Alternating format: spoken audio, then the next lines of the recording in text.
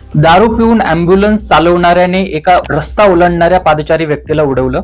या अपघातात या पादचारी व्यक्तीचा मृत्यू झाला. ही घटना लोहगाव येथील फॉरेस्ट पार्क रस्त्यावर शनिवारी रात्री घडली. ही एक व्हेटरनरी अँब्युलन्स होती.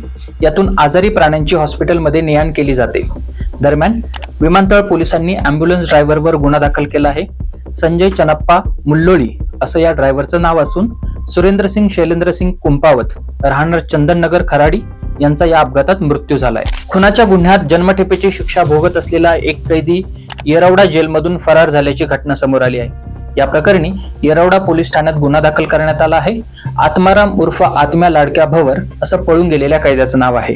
त्याचा शोध सुरू करण्यात आला आहे.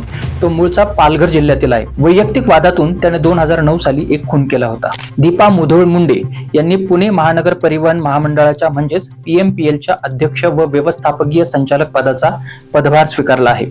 याआधी त्या बीडच्या जिल्हाधिकारीपदी कार्यरत होत्या. वादग्रस्त IAS अधिकारी पूजा खेडकर यांचं कुटुंब गायब झाल्याची चर्चा सुरू आहे. खेडकर यांच्या कुटुंबियांच्या पुणे येथील घराला कुलूप लावलं असल्याचं आढळून आलंय. सोमवारी सकाळीच पुणे पोलीस मनोरमा खेडकर म्हणजेच IAS अधिकारी पूजा खेडकर यांच्या आईच्या घरी पोहोचले होते. मात्र पोलिसांना त्यांनी कोणताही प्रतिसाद दिला नाही. त्यानंतर पोलीस माघारी गेले. मात्र पोलीस माघारी जाताच घरातून काही व्यक्तींनी बाहेर पडून कुलूप लावल्याचं समोर आलंय. बद्रीनाथ ज्योतिर्मठ पीठाचे शंकराचार्य स्वामी अभिमुक्तेश्वरानंद यांनी शिवसेना प्रमुख उद्धव ठाकरे यांच्या मातोश्री या निवासस्थानी भेट दिली. यावेळी मातोश्री येथे ठाकरे कुटुंबीय, ठाकरे गटाचे नेते व पदाधिकारी उपस्थित होते. यावेळी माध्यमांशी बोलताना स्वामी अभिमुक्तेश्वरानंद यांनी उद्धव ठाकरेंसोबत मोठा विश्वासघात झाला असल्याचं सांगितलं.